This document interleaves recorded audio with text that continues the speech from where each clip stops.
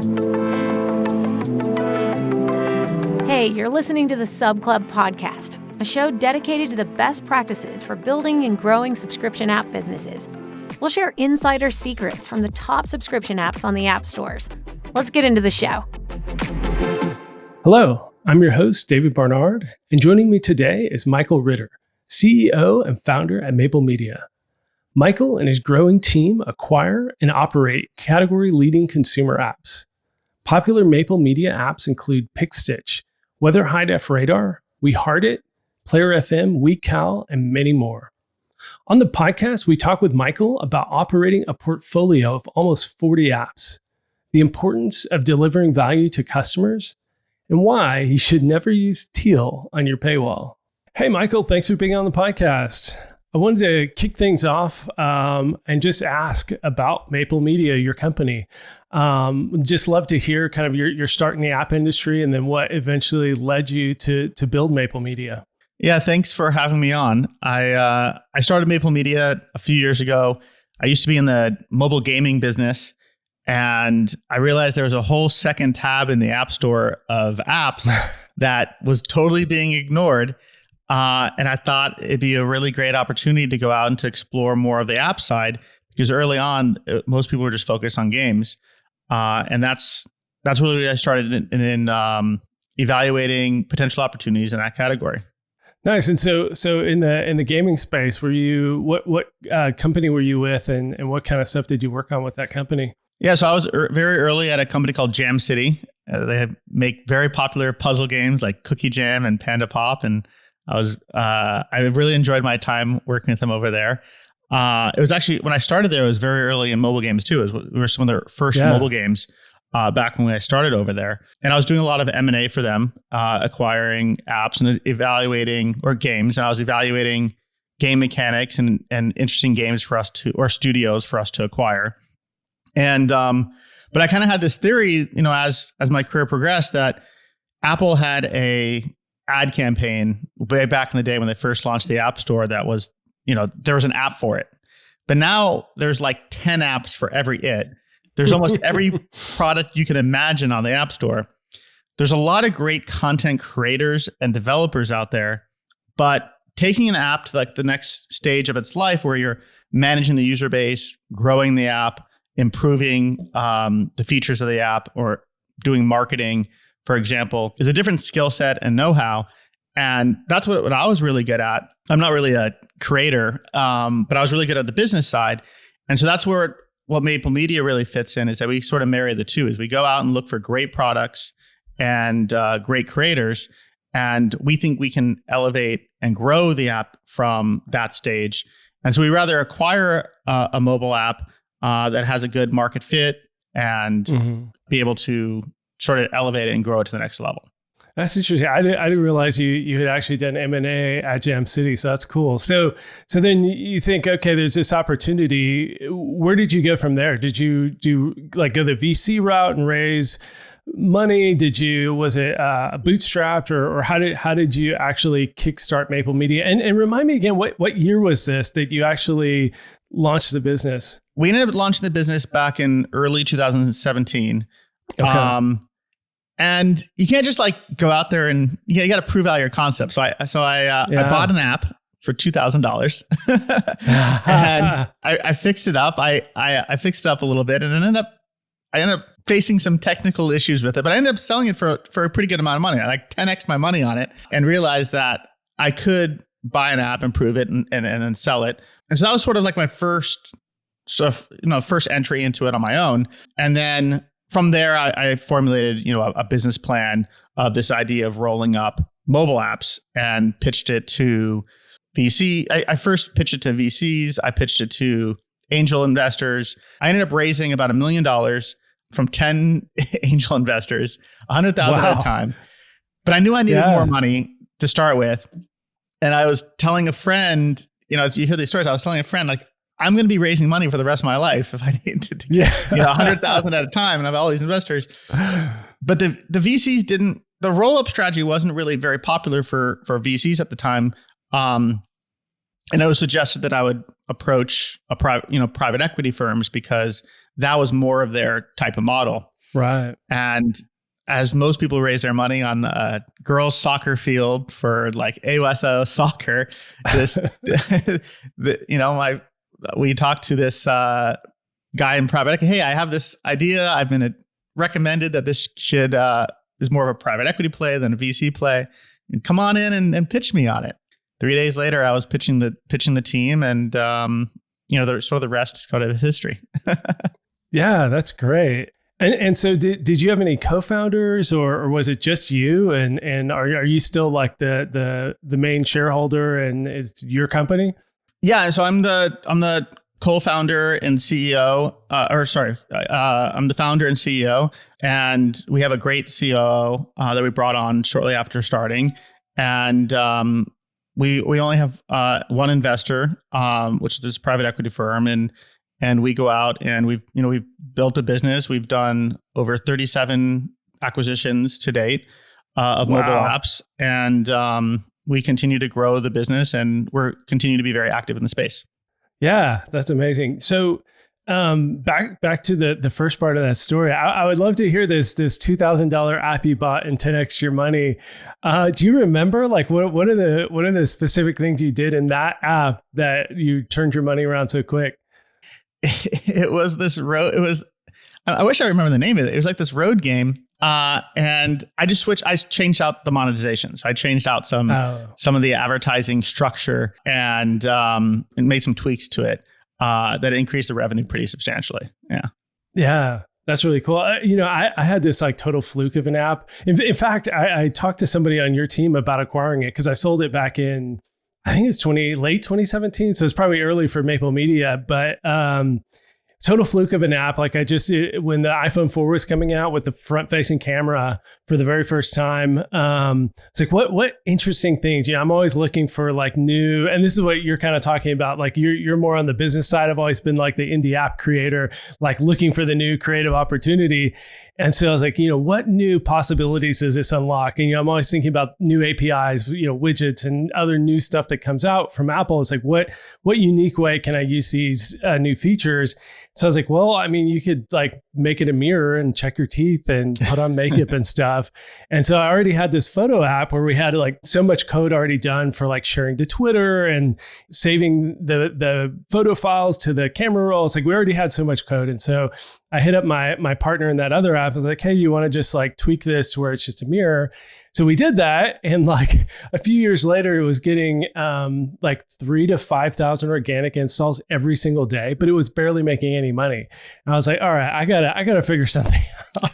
And so, yeah, I tweaked on increasing the price of the in-app purchase to remove ads.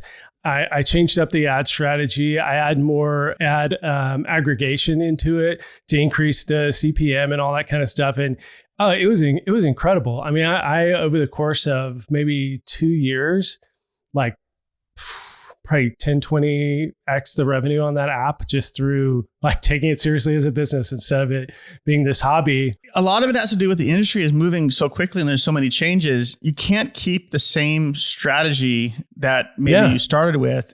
And even today at Maple, when we first started our structures, our monetization strategy, what ad networks we work with, are totally different now. And our strategy and our approach to how we manage our yield, for example, from our in-app advertising or our in-app purchases or subscriptions. And we totally just jumped over in-app purchases. Like, I forget that.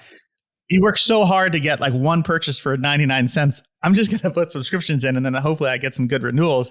And then I'm not fighting for every inch. Yeah. Yeah, you kind of came into the App Store at a really good time.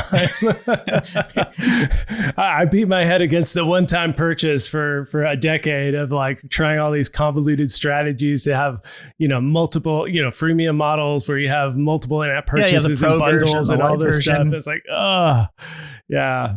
But it's still ever evolving. We got to stay, really ahead of the curve in terms of what the right strategies are, the right partners, the right ways to implement it. There's a lot of different, changes going on with the stores themselves, revenue shares. So there's a lot to keep up on and to constantly be iterating.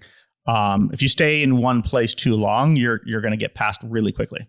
Yeah. And one of the reasons I'm so excited to have you on the podcast is that because you've acquired and operated 37 different apps across multiple categories, like you don't focus on one specific category. I was looking at your listing on App Annie earlier today, and you still even have some games and productivity, a scanner app, a podcast app, kind of all over the board. And one of the things I find especially interesting about people who either consult with apps across multiple different categories, or in your case, like actually operate apps in all these different categories, is that you see things that people who operate a single app in a single category just don't see. There's kind of some confirmation bias in like, this strategy worked so perfectly and everybody needs to use this strategy. But once you've done that across a couple of apps, you realize, well, it doesn't actually perform quite as well in this app, and here's maybe why. So yeah, I'm really curious, kind of your thoughts on and how you think about building out strategies that are going to work across your entire portfolio versus, kind of taking the latest and greatest kind of hot tip that may not actually work across all your apps. Yeah, I'd say that there's really, it's an interesting approach that we have. So we care a lot about strategy, and we care a lot about process. So when we come up with particular strategies for our app businesses, you're right. We have one of the top podcasting players out there, Player FM, which this will be on. And we have Pic Stitch, which is one of the top photo collage editing apps. And we even operate a top 10 grossing weather app and weather high def radar. And so those are three very different types of products. But I look at it at more of as a vehicle to distribute content, podcasts, in terms of weather. It's weather. And Pic Stitch is more of a productivity tool to help you edit your photos. But the wrapper is really what we really focus on: the UI, UX, the look and feel, the usability. We care a lot about the usefulness of it, like what value we're providing our users. And so, we look for great products that fulfill that value proposition. And then what we're doing is we're really focusing on the edges, on providing a good user experience as well as clean UI, and making sure that what we're selling or offering in the app is that the users are getting a lot of benefit from it. But for example, like when we were focusing on UI screens, there's a lot of commonality that can go across multiple apps. For example, let's say a subscription screen. We could optimize and A/B test a screen in one app and get really confident in it. And usually the color of the button, the language, a lot of that really translates across the portfolio because it's not very specific to a niche or a particular type of product. However, for example, the offering, like whether we offer an annual subscription or a monthly subscription, whether we offer a free trial, whether we don't offer a subscription, whether we offer, let's say, an in-app purchase or it's a freemium model, that matters to the product. And so we would tailor that piece to the product based on how it's being used and what people are used to, or why you would pay a monthly subscription for one thing versus yearly for another. So that would be more nuanced. Yeah. So off the top of your head, well, I mean, we talked through these questions before, but can you recall a specific strategy you tried in one app that was just like, did amazingly well, and then you're like, okay, this is the hot new stuff. We're going to put this across our entire portfolio, and then it just failed miserably in another product? The easiest one is a free trial, because sometimes a free trial makes a lot of sense. We have a calendar app called WeekCal, and offering a 7-day free trial is important because we want people to enter their calendar information, and they got to get through a full week to really see the value of it. In this particular app, we have different views of how you can view your calendar. I think there's like 9 or so of them. And there's one particular one called the agenda that's like really specific and unique to the app. And we want to get people used to using it because we know once they experience it and they start seeing the value of it, they'll stay. But they got to be able to really experience it and go through a full week to really see the value of it. But in our weather app, for example, there's a big storm coming and they're going to want to use the app for that storm period. And so a free trial might not convert very well because people might just want to use it for one-off occasions. And so you need to have different strategy in that app versus the calendar app, although we have the same screen. Yeah, that's great. So then on the paywall front, with A/B testing in multiple apps and then applying that across the portfolio. Any specific paywall tips? Any things you've done that worked particularly well? Anything that worked particularly poorly as you went through your A/B tests? We joke internally because teal. We realized teal is not a good color. That was one A/B test we did. That was pretty funny. And that's sort of so like just changing the color, you saw that significant of a difference that was notable. It was notable that teal was not a good color. Wow. that was one takeaway that we had. Yeah. Any other paywall thoughts as you've worked and iterated on your paywalls over the years? I just really think it's about communicating the value proposition and then delivering on it. And right. A lot of what we do, whether it's paywalls or whether it's new features, it's all about delivering value to the user and that they're getting a lot of good utility out of it. And then that's the best way to drive retention and, and to drive loyal users. Another piece I should tell you that, I think goes very under the radar is customer support. In subscriptions, you're providing a service, and a part of that is people have a lot of questions or need help with it. And so providing really strong customer support is really important. And mobile developers aren't used to that because that's not, most people you're doing in-app purchases or that's pretty new to the industry. And that's something we actually spend a lot of time on and actually care a lot about. Yeah, that's great. It's a tough one too, because so many times it feels like, especially, as we were talking about earlier in the App Store years, it's like this person paid me 99 cents 5 years ago. And like, it's going to take me 20 minutes to answer this customer support. But then exactly what you said, it's like, you got to like have the long picture. And then especially now monetizing via subscriptions is that it's not just that one-time purchase 5 years ago. It's like you're building a relationship with these customers. And then that matters for reviews, for referrals, and just like being a good person and a good company, like taking care of the folks who are investing in your company and staying subscribed over time. That's how you build a brand and you build a following, and then that's how you can build retention, and your user acquisition will be more efficient because people will recognize it and know that they're going to be good to the users. I mean, Nordstrom's, right? Nordstrom's is a great example. Everyone knows Nordstrom's has great customer service, and that's why a lot of people shop there, and they have a great reputation for that. And so why would that be any different in the App Store? Yeah. Yeah.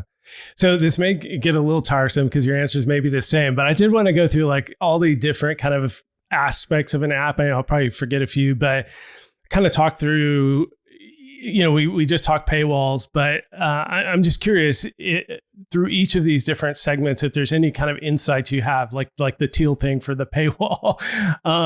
So having worked in so many apps and worked through so many different onboarding flows, are there any things you've learned in onboarding specifically of like how to communicate that value, how to kind of sell and draw people in the onboarding being so important to an app? Onboarding is such an interesting topic because there's really a few ways you can go.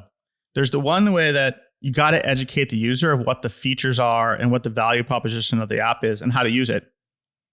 But also people don't have an attention span and they usually just want to get into the app. Yep. And one thing I learned early on in the gaming business at Gem City, which is at the time we had a really popular match 3 game, and we came out with another game that had a completely new game mechanic, but people didn't really know the rules. And it was really hard to try to teach them the rule because what we saw was all they wanted to do was skip the tutorial and play the game. But they skipped the tutorial, get in the game, they didn't know how to play. Right. And we couldn't get them to do the tutorial. So we were like kind of stuck in the middle. So that's why we really you saw that we also operate games. I love classic games that people know the rules to, because then I don't have to give them a tutorial because they already know how to play Minesweeper or Sudoku. And similar with apps to some degree. I want to get users directly into the app and using it. And then later on, I can teach them. And so we'll have tips. Like a lot of our apps will have tips after the fact. Every time we update the app, we'll do a what's new. And then just sort of teach people the app as they go through it. But I really like simple apps that people know how to inherently use. That's the best way I feel like to do onboarding. Know the rules. So then when you do onboarding, what is the goal? I mean, do you still just do 3 pages of education and with a skip button? Or have you come up with another kind of job to be done for the onboarding that you found to be more successful at engaging people? My personal take on it is get a user into the app as quickly as possible, get them using it, and then start teaching them how to do it sort of as they get through the app. Gotcha. And then freemium strategy. So you already talked about WeekCal, where you just need to get that free trial. What kind of freemium strategies have you experimented with your other apps, and what have you seen be successful and challenge? Freemium is a really interesting topic because you want to give away enough to get the user understanding the app, but you want to give away too much because there's no reason to the kind of that they could use it, and there's no reason to subscribe or monetize, which is fine, except for the fact that you can't support the app with more features, right? Like there's nothing wrong with giving away something for free and having great users, but then you can't really iterate on the app and provide it, better service, or it makes it very hard to do customer support, like you said, if someone's paying 99 cents. So like it's sort of a give-take relationship there, where we want to give away enough to provide value in that experience, but then provide sort of an additional layer of more features and advanced features for those that really want to really see the value in it and take advantage of it. So there's a fine line that you got to walk between. Yeah. So in across your different apps where there's like content or weather data or other things, do you try and and you talked earlier about ads. Do most of your apps have ads so that you are monetizing the free users where you're not quite needing to push the subscription as hard? Or how do you balance the kind of ads and features and content? Not all of our apps have ads. Some of them do. It depends the right strategy for that product. And some of them, for example, have cost to it. Weather's a good example. A lot of them have server costs or cost for content. And so there's this freemium concept that it's free to the user, but sometimes users don't realize there's an ongoing supportive cost from the developer to support it. That could be server related or content related. Customer, there's a lot of different categories. But we try to match the right strategy, whether it's ads or subscriptions, with the right app. And so sometimes we'll have ads, sometimes we won't, sometimes it'll be subscriptions, sometimes they'll have purchases. So it sort of depends on the type of content and a lot of what users are used to purchasing in an app. I'll give you a good example. People aren't that used to subscribing to games. Like now they are with Xbox Live, and you're seeing a lot more today. But historically, you bought a game for bought a Nintendo game for like $30, $40 and you got to enjoy the game. Yeah, or $70. I just pre-ordered Gran Turismo 7 on my son's PlayStation yesterday, and I was like, $70, and then it was $90 for the deluxe edition. But then you get, almost a lifetime of content. Yeah, no, absolutely. And game hours. And yeah. But people are used to paying subscriptions for their cell phones, for their carrier plans or for cable, or, there's certain categories they're used to. They're used to paying for premium software, right? You have Windows, or maybe you have an Adobe Creative Suite, or you have Excel. And so WeekCal makes sense, our calendar app, because the people are used to paying a premium for, let's say, software. Yeah. So we really sort of match what people are, what models make sense in the world. And it's no different than on mobile than it is on desktops or other mediums. Yeah. Are there any app categories where you think ads work especially well? Like with a productivity app like WeekCal, do you have ads in the free version, or do you feel like productivity apps actually lend themselves to not having this ad supported experience? We don't have a lot of ads in our productivity apps, because those are what we consider more software or premium SaaS, more like premium software. But games, most people are really familiar with having ads in games, and there's a lot more advertisers spending money on games advertising. So you're gonna get better CPM. So it's like people are used to it and are a little bit more accepting from a user perspective. There's better CPMs because there's more buyers in the market. So that makes sense. that fits a little better. To put it in an app, let's say productivity, that has lower CPMs, you make less money with it, and users are a little bit more annoyed, doesn't really fit the model. Yeah, I wonder if part of that low CPM is also just kind of user behavior. It's like if you're in WeekCal, you're not like futzing around like, hanging out playing a game where you don't mind being distracted, like checking out another game or whatever. Yeah, you're doing work. Like when you're in WeekCal, it's like you're working, like you're managing your calendar. So there's less kind of distractibility. So the click-through rates probably go down. The engagement probably goes down in addition to just it not performing well from a CPM basis. Yeah, exactly. How about marketing? We haven't talked at all about marketing strategies.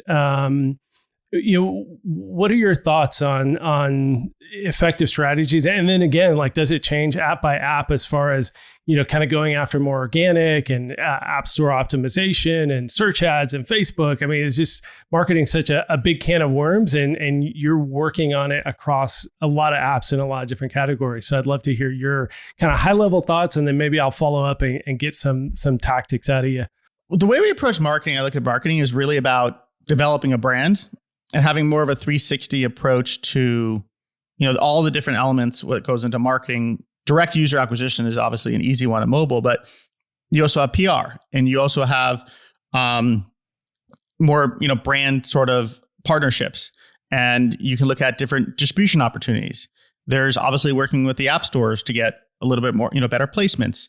So we look at it more of a holistic perspective in terms of how can we fit all these pieces together, as well as direct user acquisition to grow the businesses and make people more aware of our products. So then, specifically on organic strategies, are there anything you've seen pay off in your apps that you've doubled down on for a specific app, or even kind of tried to implement across all your apps?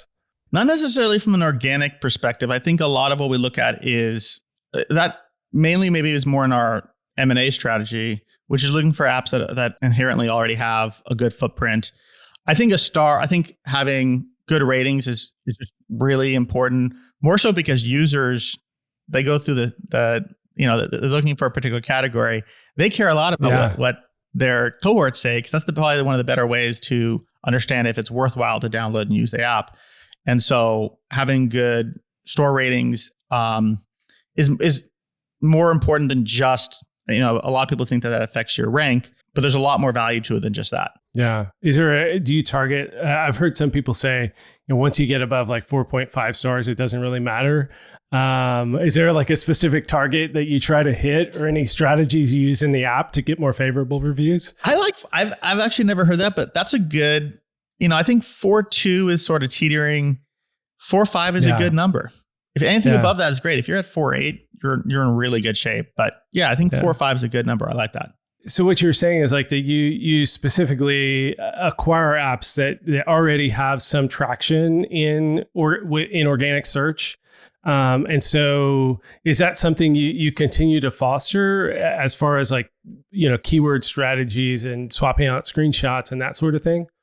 We look for characteristics. So we care a lot about the characteristics of an app and what the value proposition of it is.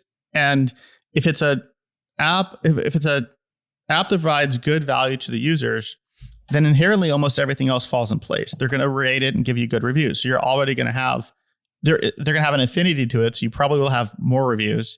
They're probably better. And so their organics are going to be pretty sustainable and consistent. They'll probably have good retention because people inherently like the app and continue to use it. So it might sound boring, but it kind of gets back to the core. What is the core product? And right. Is it providing value to the user? And price too matters in that equation too, as long as it's got to be a fair price for the user. And sort of almost a lot of the other pieces sort of start fitting in when it has those, core characteristics. Yeah, price. I actually didn't put price in my list of things to ask about, but I'm curious then, and I kind of like that take of like a fair price. I was just talking to somebody yesterday. My advice has often been, that people who are willing to pay are often much less price sensitive than you imagine, and so there's a certain pull to go ahead and just price it higher. But then there's a pull on the flip side of like, you kind of want people to feel like they're getting a good deal. Is that kind of what you meant by a fair price? Yeah, I think that it just needs to be matched appropriately with the product. And, we try to put a lot of thought into the pricing, not just like increasing it because you want, because you want to. Like, that's just not the right approach. Like, there should be you got to have some good reasoning behind it. And I guess that's what we try to anchor on. Do you do a lot of price testing? We do some. We definitely do some testing, but at the end of the day, it's also what is appropriate for the product. Yeah. In your price testing, is there any, I'm surprised because so many people I talk to are like, oh, price testing. Like, this is going to unlock so much value. You're operating 37 apps in the App Store and you're kind of like, we've done a little price testing. Sure. Whatever. I mean, have you just not found it to actually unlock that much value, or do you kind of set your prices more philosophically than trying to kind of like perfectly match your like demand curve balance? When you have one app, you have to grind on that one app to refine every single piece of it to increase, to start really increasing its usage or revenue or retention. But when you have a portfolio, we're looking at things that we can do that we can roll across multiple apps to lift the entire portfolio. And so we don't necessarily have to get that deep into the weeds to build, to grow the individual apps and to build the business. So we're a little bit more focused on a holistic view of the portfolio and how we can generate more value to our users and not necessarily just sort of grinding on the pricing. Extract more value from users. Yeah. Yeah. Like, I'll give you a good example. Like, with our podcasting business, we implemented, or we're implementing now, a podcasting section into our We Heart It social media app, as well as we own a stock portfolio app. And we're implementing a section in there to offer finance and other stock kind of driven podcast content. And we're going to be branding and telling our users and our other apps about our Player FM podcasting app.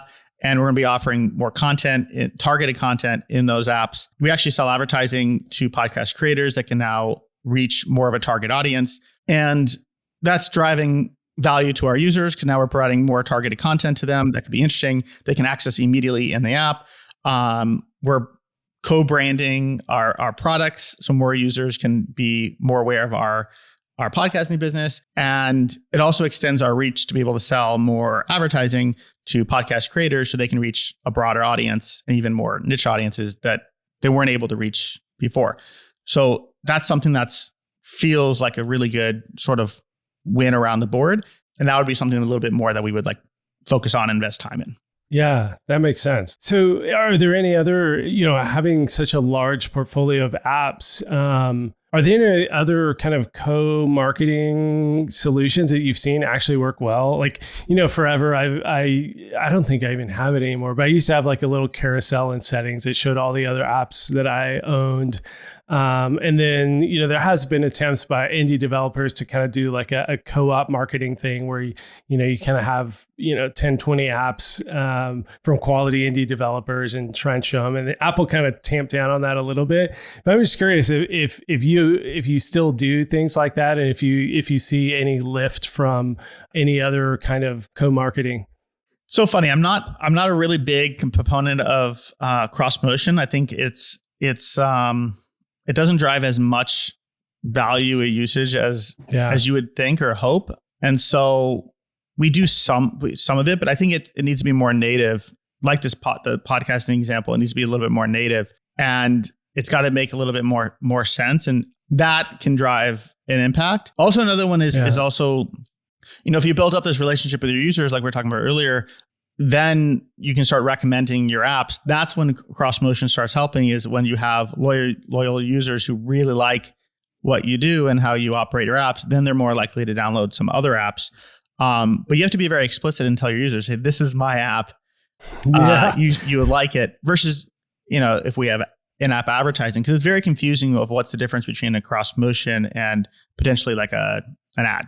Yeah, no, that makes a lot of sense. And I was going to ask about remnant ads, but it makes sense that remnant ads are going to perform terribly compared to saying, hey, you like WeekCal, we also make a weather app. But we explicitly call out from the developer of, kind of like movies, right? Movies always like, from the person who made this movie, here's their next movie.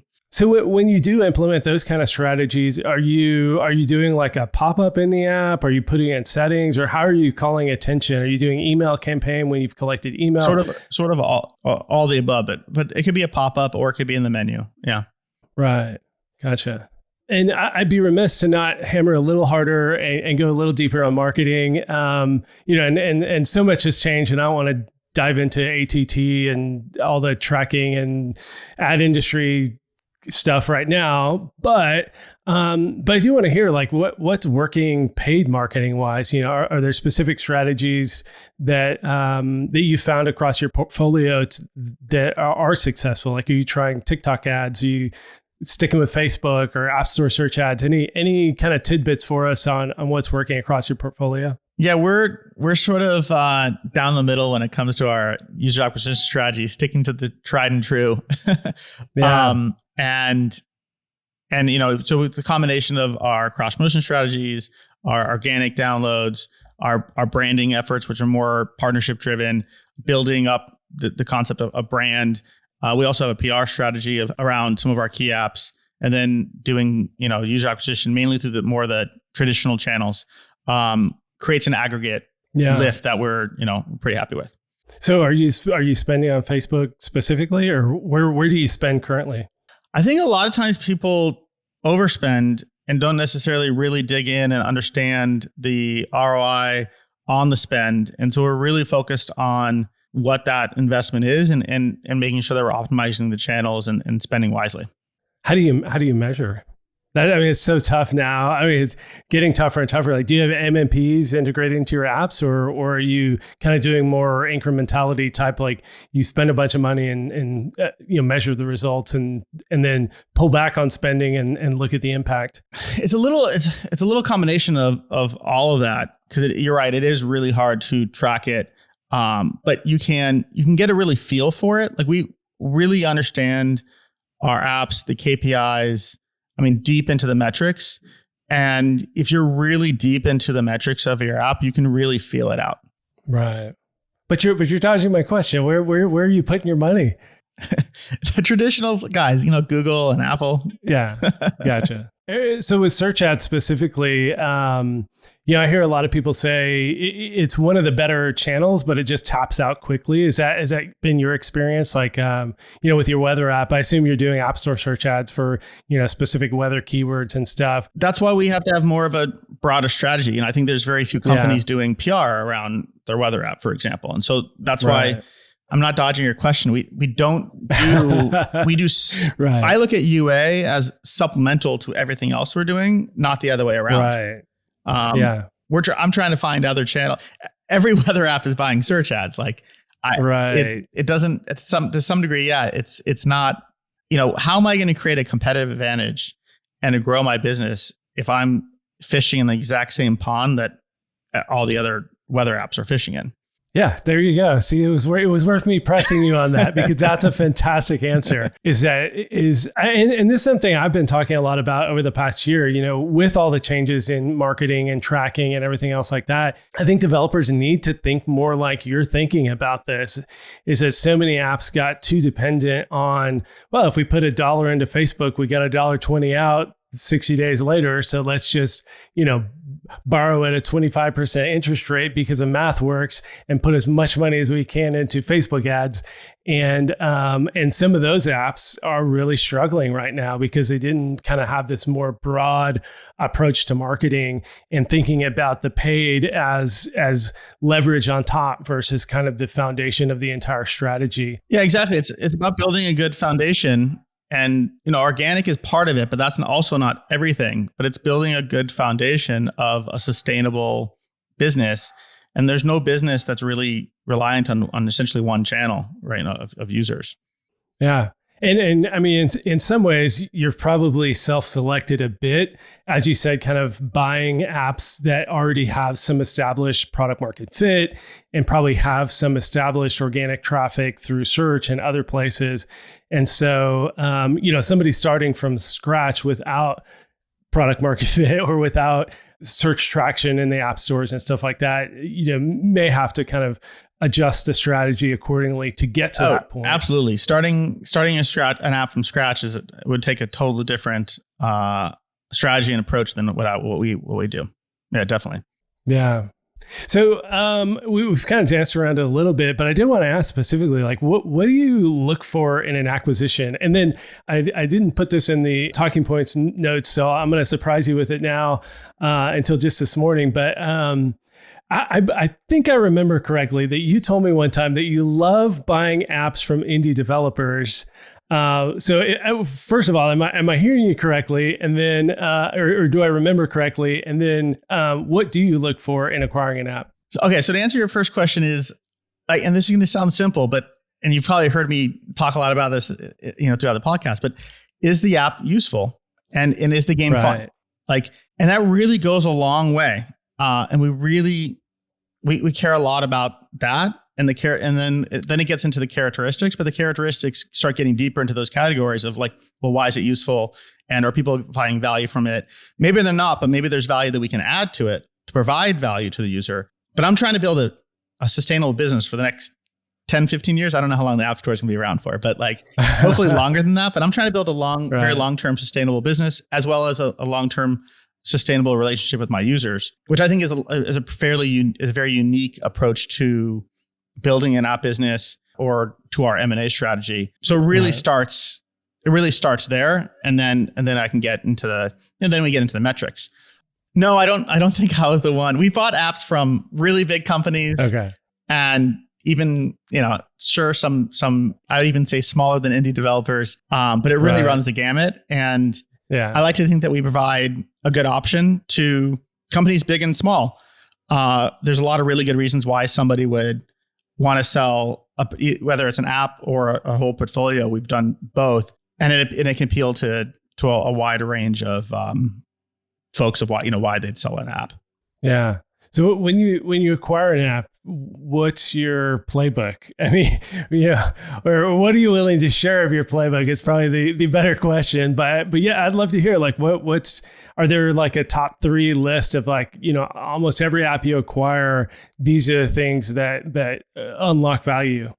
Yeah, it's about the value proposition and making sure that you're communicating it properly, and also that you're providing a good service. And sometimes that takes communication. Sometimes you need to fix certain components of it. Sometimes it's not presented properly in the app. So sometimes you have to improve how it's presented.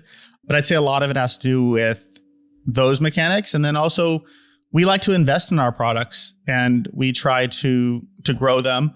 And that's sort of a different approach. Sometimes people think of M&A roll-ups where they're just sort of riding them, coasting. Right. But that's not, that's not what we look to do. And so we're looking for opportunities and how we can, how it fits into our portfolio and how we can appropriately manage it. Yeah. So you have more than 40 people on your team now? Yeah, we're north of 50, something like that. Wow. Okay. I got that from LinkedIn. So yeah, I wasn't sure how up to date it was.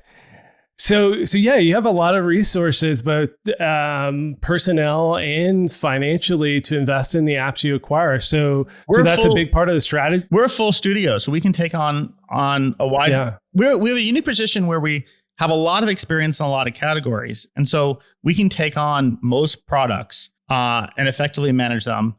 We have a very skilled team. Our engineering group is just fantastic, and they love the challenge of bringing on. Not all engineers usually like taking somebody else's code, but they love the challenge of taking somebody else's code, fitting it within. We have our own in-house platform called Ivory, which I guess that's part of the playbook, is that we implement we have our own technology platform that allows us to manage all these apps at scale. And so we have internal infrastructure that allows us to manage a lot of products sort of under one portfolio, on one group. And by leveraging that as well as our team, we're able to take on a sort of a broad portfolio, and we do everything in-house. Yeah. So is that part of the strategy then? You acquire an app and do you have a specific kind of day one plan of like, we're going to interview a bunch of users, or do you put a product manager on it and like have kind of a vision for what's next and kind of pick up from the person you acquired what they thought the low hanging fruit was? What's your kind of product strategy around picking these apps up and then, running with the ball? Usually the strategy is developed before it's acquired. So during the onboard, I'd say maybe through the M&A process, we know exactly what we're going to do with it. And we've interviewed, in depth, the folks that work on it, and already generally have a plan going into it from day one. So that once the deal is completed, we hit the ground running. And I guess the first thing is we implement our platform Ivory. Yeah. It just allows us to make everything very consistent code base, consistent connections to analytics and different, our advertising platforms. And that allows us to really speak the same language and report in the same languages. So all our apps have the same infrastructure, which is sort of pretty imperative when you're managing a lot of different products. Yeah, I can imagine that gets tricky with 37 apps.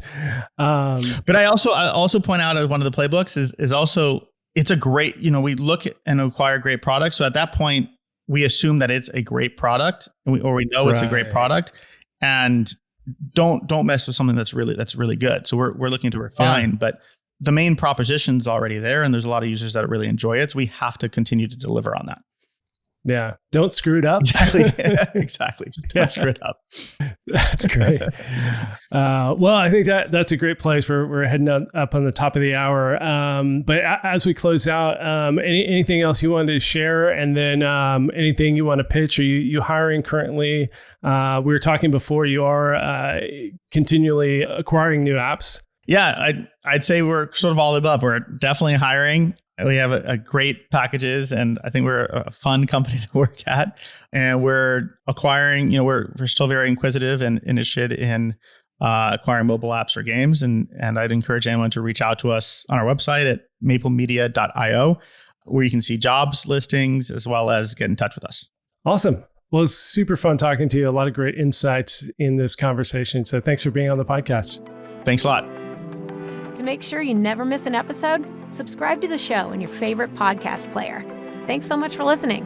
Until next time.